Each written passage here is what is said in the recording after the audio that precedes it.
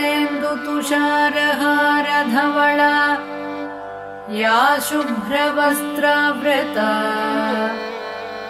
या वीणावरदण्डमण्डितकरा या श्वेतपद्मासना या ब्रह्माच्युतशङ्कर प्रभृतिभिः देवैः सदा पूजिता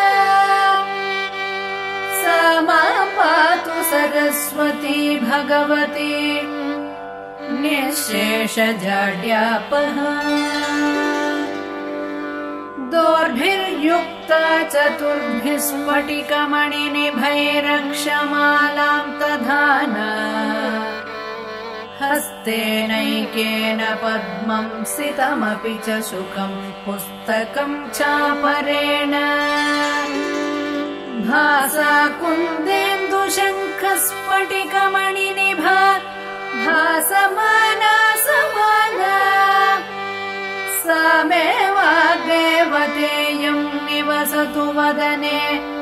सर्वदा सुप्रसन्ना सुरासुरसेवितपादपङ्कजा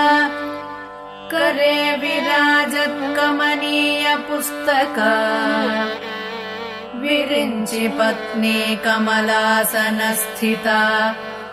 सरस्वती नृत्यतु वाचि मे सदा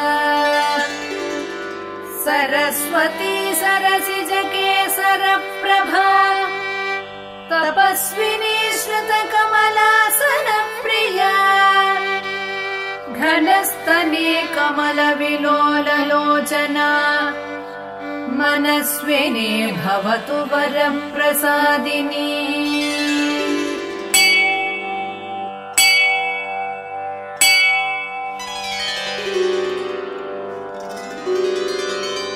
सरस्वती नमस्तुभ्यं वरदे कामरूपिणी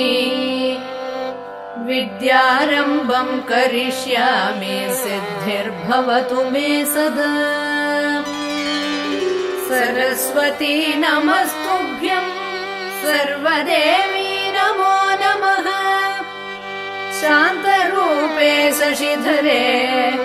सर्वयोगे नमो नमः।